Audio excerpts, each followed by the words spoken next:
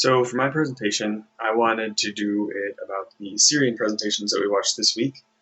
Um, it covers a lot of the surrounding things in what led to the uprising against the Syrian regime and kind of all the things going on in the background with opposition members more recently now. I chose it. I think it's really important because I actually spent some time in Syria in 2015. I was over stationed in Iraq when I was in the military, and I was working not with the opposition or Syria or anything like that, but I was working with the Kurdish Peshmerga in northern Syria against ISIS at the time.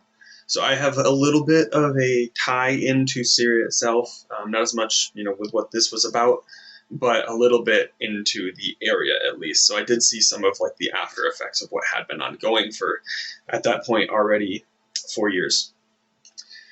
So the methods I think were applied to this were a lot of qualitative methods.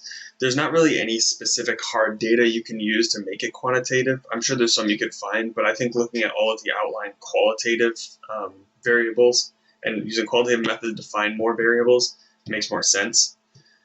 So one of the biggest ones mentioned in the documentary, I think, was the Old Guard. So the Old Guard put into power by Bashar al-Assad's father, all the family members and all the tie-ins there. So it seemed like he was really leaning towards reform and changing things. And then the Old Guard came in and basically shut that down. We're like, no, we're going to do things like you used to, or we're all going to get overthrown, and we're going to get turned into what happened in Egypt, which is another variable, when Egypt had their uprising right in Cairo.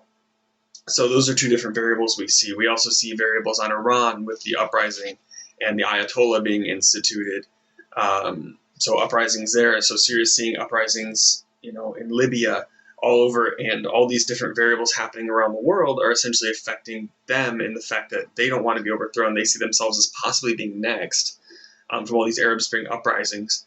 So they took, I think what happened is you take all these variables of them seeing things on the outside. You take Bashar's father being able to shut down the Muslim Brotherhood in the 70s and 80s, and they basically see, well, this works, we need to shut this down with this.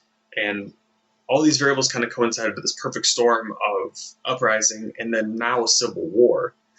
And I think there's more variables in that. That's just kind of what was covered in the documentary, however.